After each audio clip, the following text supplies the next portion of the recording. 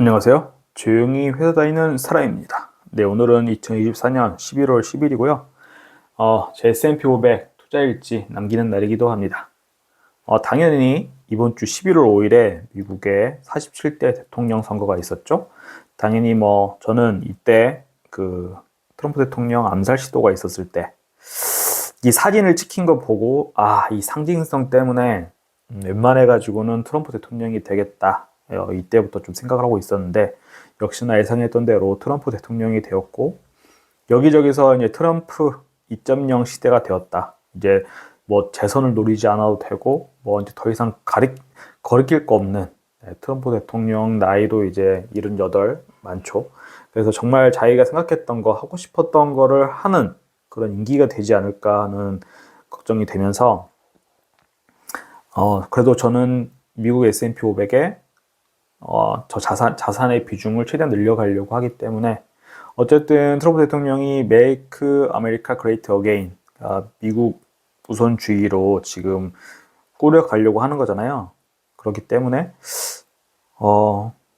굳이 미국 투자하는 입장에서 나쁘지 않을 수도 있겠다라는 생각을 좀 하고 있고 그런 이야기를 좀 뒤에 이어서 해보겠고요. 그리고 네, 제가 이 첫 장에서는 잘 말하지 않는데 이번 주 놀라운 성장률을 보였습니다. 제 목표 달성률이 1.38% 이렇게 오른 걸로 나오고 있고요. 아마 저와 같이 미국 S&P 500이나 나스닥, 다우지수에 투자하시는 분들은 되게 기분 좋은 한 주지 않았을까 생각이 됩니다. 그러면 저의 현재 달성 목표 지금 보면은 네, 달성 목표가 지금 아주 상회하는 식으로 삐쭉 올라간 거 보실 수가 있는데요. 한 주가 많이 올라서 그런 거고. 그래서 저의 총 평가 금액은 지금 2억 4천만 원 돌파를 했습니다. 불입을 해소한 거라기보다는 한 주가 많이 올라서 이렇게 총 평가 금액이 올라가게 되었고, 그래서 현재 제 목표 달성률은 42.23% 이렇게 되고 있습니다.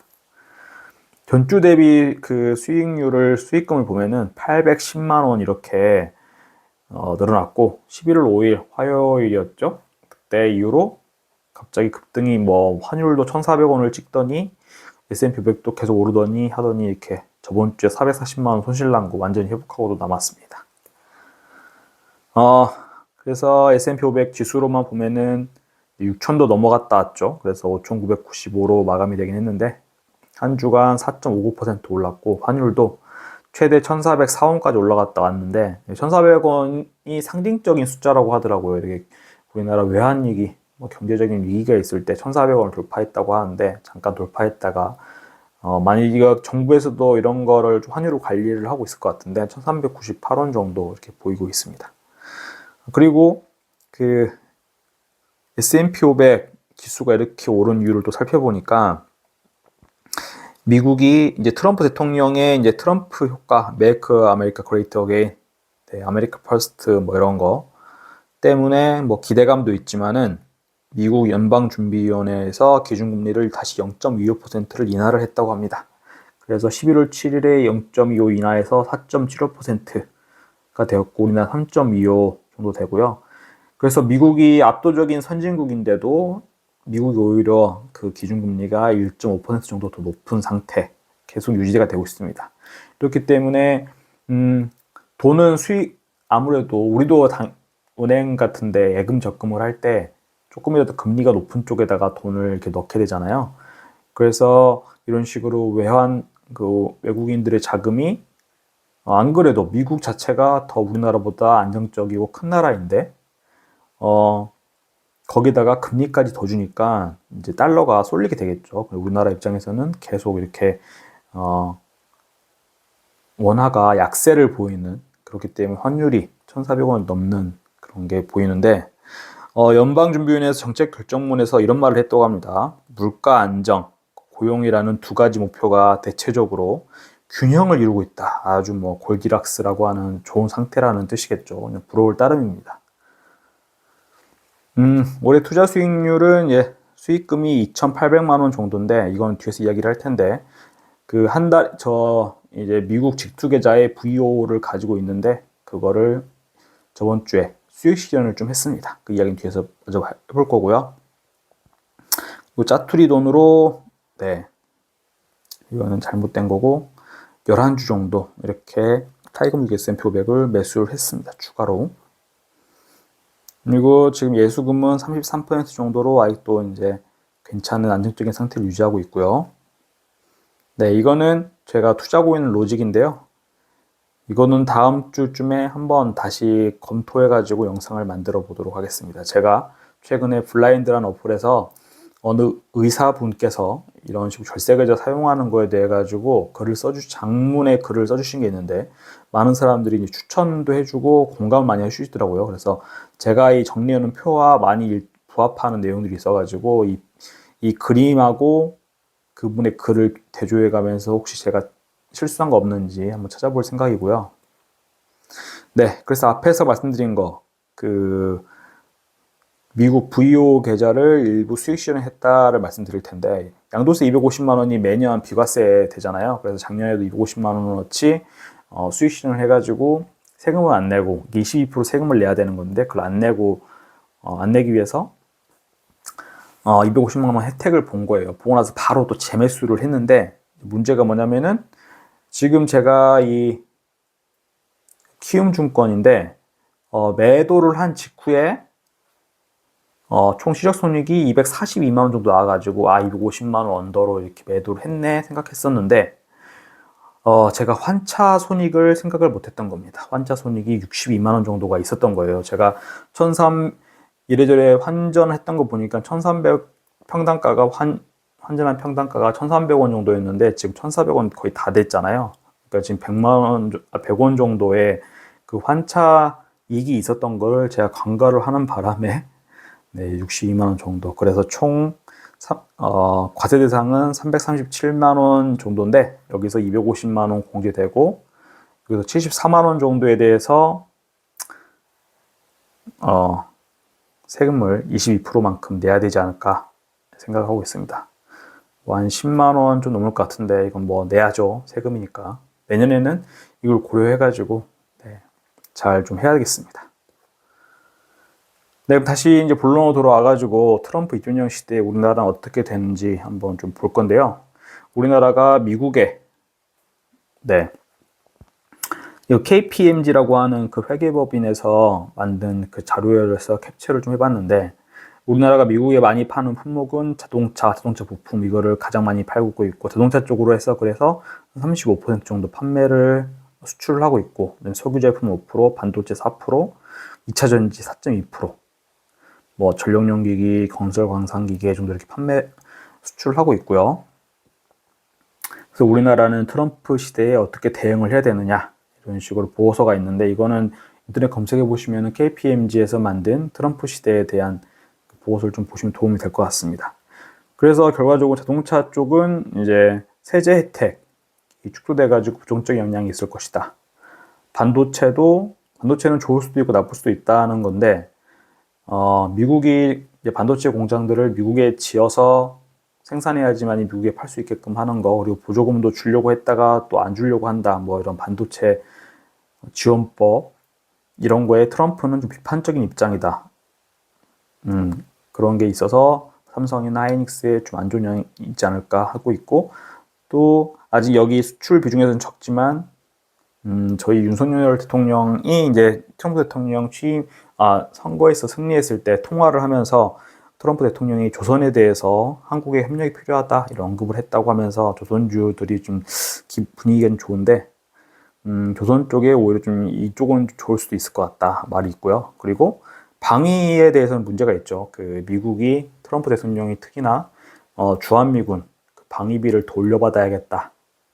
그리고 나토라고 하는 그런 군사 동맹체에서 각국 주로 유럽 쪽일 건데 GDP의 더 많은 부분을 방위에 투입해라라는 압박을 하고 있죠. 미국이 가장 엄청나게 압도적으로 많은 국방비를 지출하고 있기 때문에 그런 주변의 동맹국들한테 우리나라도 그래서 대상이 돼가지고 주한미군 주둔비를 더 올려서 지불해야 되는 상황이 오지 않을까 이런 부분은 우리나라 국력에도 좀 영향을 주는 내용들이죠.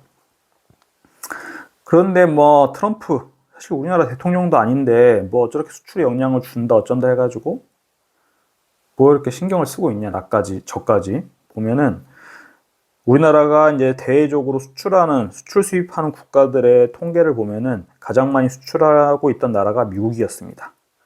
근데 상대적으로 수입은 좀 덜하고 있었고요. 그 다음이 중국인데 중국은 수출하는 것보다 수입을 더해가지고 사실 중국을 대상으로는 최종적으로는 무역 수지가 적자. 근데 미국은 이게 많이 수익을 보고 있었죠. 근데 트럼프는 이런 나라를 좋아하지 않습니다. Make America Great Again을 해야 되기 때문에 자기 나라 상대로 돈을 벌어가는 나라에 대해서는 관세를 좀 높게 올려받으려고 하는, 그리고 이런 칩스법 같은 반도체 지원법 같은 거, IRA 같은 거 이런 걸로 세제 혜택을 주던 것도 어차피 우리나라에서, 그러니까 미국이라는 나라에서 돈을 많이 벌어가는 나라이기 때문에 대한민국은 ATM 머신이라고 표현했죠. 머니머신 뭐 이렇기 때문에 이런 거가 지금 흑자를 보고 있던 게 흑자 폭이 줄어들지 않을까라는. 근데 가장 많이 교역을 하는 국가가 이제 그런 흐름을 보인다면 우리나라에겐 분명히 안 좋은 모습일 것 같고요. 실제로 통계적으로도 나와 있죠. 우리나라에서 10대 수출 품목을 보면은 반도체, 중국이 많이 사가니까 반도체가 지금 1등인데, 근데 대미로 봤을 때는 이제 반도체는 밑에 있지만 이제 중국 때문에 높다. 근데 중국도 저번 영상에서도 말했지만 자체 국내 기술이 많이 발달하고 있고 우리나라 엔지니어들도 많이 가서 이제 이래저래 엮여 있는 것들이 있잖아요. 반도체 엔지니어들. 반도체가 1등이고 그다음에 이제 자동차고, 자동차는 미국에 의해서, 제가 저번에 중국 베이징 출장을 다녀왔을 때 중국은 이제 자기네를 자사 브랜드, 자사 전기차 브랜드가 정말 많이 도로에 50% 이상 돌아다니는 것 같고, 또 독일차 조금, 일본차 조금이었고, 그 다음에 이제 현대가 예전에 그 베이징의 택시용으로 이제 아반떼 정도 되는 차를 공급을 했었던 것 같은데, 이제 뭐 사드 사태도 있었고 해서 철수를 많이 하는 바람에 사실 제가 베이징에 있는 동안에 현대차를 많이 보지 못했습니다. 그렇기 때문에 이 말인즉슨 사실 자동차는 미국에다가 많이 수출해가지고 돈을 벌어오고 있다는 뜻일 거고, 그리고 석탄, 석유 이런 거는 중국과 미국 많이 수출하고 있는 품목이기 때문에 포함이 되어 있는 거겠죠. 그렇기 때문에 우리나라가 어쨌든 수출로 돈을 벌어오는 그런 대상국은 미국이다. 중국과 미국이다. 이렇게 봐야 돼. 큰 두 축이라고 봐야 되는 건데, 수출이 또 왜 중요하냐? 우리나라 실질, 제가 이 보고서를 한국무역협회에서 보고서를 좀 살펴보니까 수출의 국민경제 기여효과 분석이라는 보고서를 살펴봤는데요. 우리나라가 2023년 기준으로 실질 경제성장률이 1.36%였을 때 수출의 경제성장 기여도는 1.17%였고, 그렇다면 그 전체적으로 우리나라 경제성장에 기여하는 비율은 86%였다. 근데 이 코로나 기간은 좀 예외로 두고 제가 알기로도 거의 뭐 80에서 90% 정도가 대외 무역을 통해 가지고 이 GDP의 성장률을 이끌어낸다고 들었는데, 그 중에서도 가장 높은 비율이 미국이라는 거죠. 그런데 그렇기 때문에 제가 트럼프 대통령이 우리나라 대통령도 아닌데 관심을 가져야 된다. 우리나라를 위해서. 왜냐하면 이 GDP 성장률이 결국 내수 경기 부양하는 데 도움이 되고, 그리고 세수 확보, 그리고 다들 미쳐 있는 그 부동산의 가격 상승에도 GDP 성장이 큰 영향을 주기 때문이죠. 그리고 우리나라가 이제 수출을 통해서 어떻게 경제에 기여를 하느냐 보면은 원자재를 이제 수입을 해가지고 여기다가 생산 요소, 이제 뭐 공장에서 사람들 엔지니어 투입하고 그래서 생산을 해가지고 수출하는 거죠. 이게 우리나라의 수출 경제 구조고, 이 과정에서 고용도 많이 일어나게 되고 부가가치가 이 생산하는 과정에서 창출이 되죠. 수입한 거를 뭐 10원이었다라고 하면은 우리가 인력과 기술을 투입해가지고 생산을 하면서는 이익을 많이 붙여서 곱하기 몇 배를 붙여가지고 하는 거죠. 네. 그래서 전 트럼프에 대한 이야기, 트럼프 대통령이 돼가지고 우리나라가 내년에도 좀 앞으로 4년 동안, 임기 동안에 녹록지 않을 수 있겠다라는 생각이 들면서 또 다른 이야기로, 최근에 또 이런 건 주제가 바뀔 수 있는데, 손흥민 이야기를 좀 눈에 띄어가지고 마지막으로 좀 해보려고 합니다. 손흥민이 이제 92년생이니까 올해 우리 만 나이로 32세죠. 그런데 이제 토트넘에서 한 10년을 뛰었는데, 다시 장기적으로 재계약 뭐 3년, 2년 이렇게 해주는 게 아니라 그냥 그 원래 있었던 계약에 1년 연장을 해서 계약할 수 있는 옵션을 발동해가지고 1년 정도만 더 데리고 있겠다. 왜 그런가 했더니 대부분 예상하는 거는 32살이면 축구선수 치고는 이제 나이가 많은 편에 속하죠. 그래서 에이징 커브, 나이가 들면서 이렇게 기량이 하락하게 되는 어쩔 수 없는 노화로 인해서, 그리고 부상도 햄스트링 부상이 있어가지고 경기에 좀 못 나서고 있었죠. 그래서 토트넘도 결국 사업하는 구단주 입장에서 장기적으로 재계약을 해가지고 어떤 리스크를 껴안기보다는 1년 연장을 해가지고 좀 현실적으로 어떤 손해를 최소화하겠다. 알 수 없는 손해를 최소화하겠다 이런 건데, 이제 현지 언론이나 우리나라 사람들은 한 10년 동안이나 토트넘이라는 한 팀을 위해 가지고 헌신했던 선수를 나이가 이제 들었다, 에이징 커브 논란 그런 게 우려가 있어서 더 데리고 가지 않는다는 판단에 대해서 이제 비판적인 의견이 있는데요. 사실 이거는 일반 직장인도 해당되는 이야기인데요. 뭐냐면은 축구 선수 같은 경우는 정년 나이가 정해져 있지 않습니다. 뭐 크리스티아노 호날두나 뭐 메시 같은 경우에는, 메시가 제가 알기로는 저랑 동갑인 87년생이고 호날두가 85년생인가 그런데 사우디로 가가지고 계속 뛰고 있죠. 그러니까 축구 선수로서 활동을 할 수 있는 나이고, 메시는 지금도 아르헨티나, 호날두도 마찬가지지만 각각 뭐 포르투갈, 아르헨티나 국가대표 팀으로 뛸 수 있을 정도의 기량을 갖고 있는데, 이런 클럽들, 이 클럽도 결국 어떤 기업체라고 봐야 되기 때문에 어떤 리스크를 지기 싫어가지고 최대 절정의 이제 기량에서는 좀 벗어났다고 보고, 부상이 일어나면 회복도 느려질 수밖에 없다라는 걸 보고 이제 쳐내는 거잖아요. 그래서 직장인도 마찬가지예요. 직장인은 이제 만 60세까지 정년이 정해져 있죠. 그렇지만 저 같은, 솔직히 말해가지고 저 같은 기술자들은 새로운 걸 학습하고 또 그걸 응용해가지고 새로운 걸 창조해내고, 때로는 좀 뭐 밤을 샌다든지 뭐 멀리 출장을 간다든지 이런 퍼포먼스를 내야 되는데, 어쩔 수 없이 사람이 나이를 먹으면 노화가 일어나죠. 그래서 정말 뭐 신체적인 기능이 가장 중요한 운동선수만큼 그 결정기가 짧진 않지만, 그래도 제가 봤을 때는 그동안 회사 생활하면서 지켜봤을 때 한 40대쯤에 피크가 오고 50대가 넘어가면서부터는 체력도 떨어지고 어쩔 수 없는 어떤 두뇌의 노화, 그리고 어떤 매너리즘 같은 게 빠지기 쉽기 때문에 생산성이 이제 떨어지게 됩니다. 근데 또 우리는 연공서열제가 있기 때문에 또 연봉은 계속 올라가죠. 그러면 회사 입장에서는 지금 뭐 이래저래 희망퇴직 관련된 기사들이 많이 나오는데, 소수의 그 나이가 많은, 정말 여전히 높은 퍼포먼스를 내는 그 소수의 사람들을 제외하고는 회사 입장에서는 나가라고 말은 못하지만 웬만하면 나가줬으면 하는 그런 심기를 분명히 비칠 거라고 보입니다.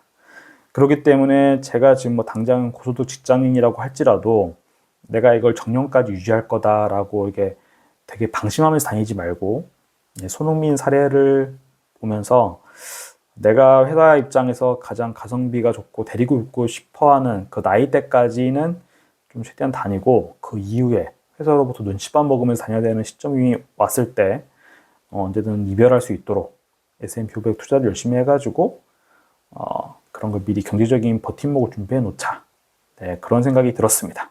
네, 오늘 영상도 좀 길어졌는데 여기까지 봐주셔서 정말 감사합니다.